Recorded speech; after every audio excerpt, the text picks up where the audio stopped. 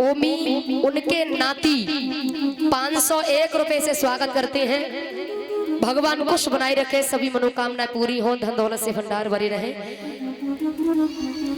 अब तक महारास होता, लेकिन अब महारास की तैयारी। जैसे ही वो बंसी बजाई है और वो मुरली, वो बंसी गोपियों के कानों तक पहुंची, गोपियों पर रहा नहीं गया। जो श्रृंगार कर रही थी ना, जो बिंदी लगानी थी माथे पर, वो ठोड़ी पर लगा ली। उल्टा सीधा श्रृंगार किया है, क्योंकि ये भगवान के प्रेम में पागल है।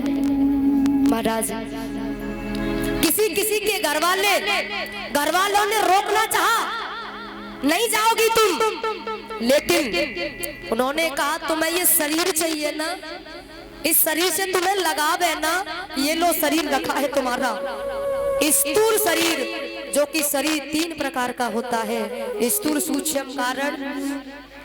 तो ये तुम कथा पंडाल में बैठे हो, ये तुम्हारा स्थूल शरीर है। और सूक्ष्म शरीर, स्थूल शरीर 25 तत्वों का बना होता है, सूक्ष्म शरीर 17 तत्वों का बना होता है। सूक्ष्म शरीर दिखाई नहीं देता है, स्थूल शरीर दिखाई देता है। तो कहा कि तुम्हें ये शरीर चाहिए, ये लो अपना शरीर, ये रखा। और महाराज, ये सूक्ष्म शरीर से भगवान के पास गई है। गोपियों का प्रेम, गोपियों का भाव क्या वर्णन करूं मैं अपने शब्दों में। रात में पहुंच जाती है और इधर भगवान ने जैसे ही देखा, सबसे पहले तो भगवान ने स्वागत किया है। स्वागतम वो महाभागा प्रियम किम करवाणिव ब्रज रूपा नामयम कश्चित ब्रूतागमन कारणम।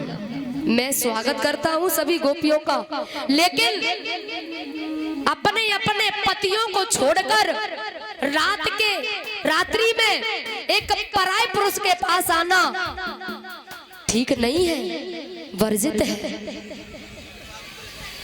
गोपियां तो दंग रह गई, बोले पहले बुला लिया और अब तुम कह रही हो क्यों आई हो।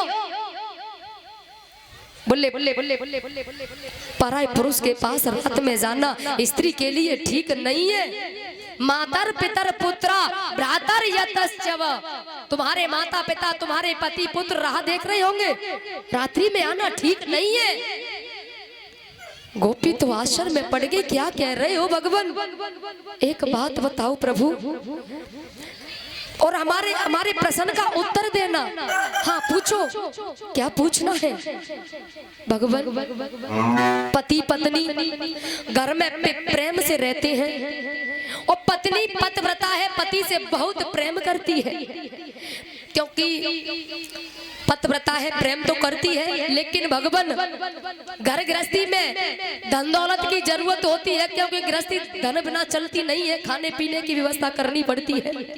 पति ने कहा देवी कुछ वर्षों के लिए मैं बाहर जा रहा हूँ काम करने, मैं आ जाऊंगा लौटकर। पत्नी रोने लगी, मुझे साथ ले चलो। बोले नहीं, बाहर साथ रहना ठीक नहीं है, घर पे रहो,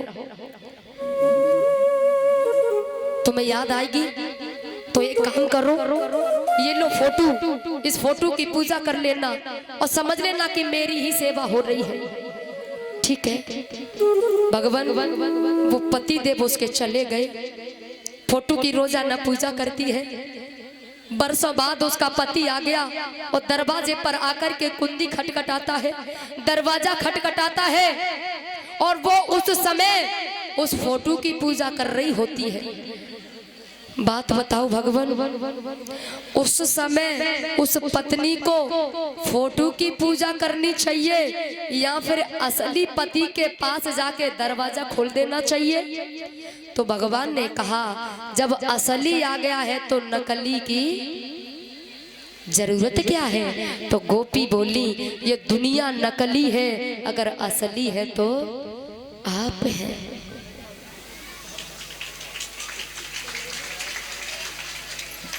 प्रेमवती ये पुष्पों की माला और 111 रुपए से स्वागत करती हैं। भगवान खुश बनाए रखे, सब मनोकामनाएं पूरी हो। गोपियां कहती है क्योंकि ये बात तो मीराबाई ने भी कह दी थी ना कि ये सोबर में क्या बरू जो जन्मे और मर जाए, बरबर ये जो सावरो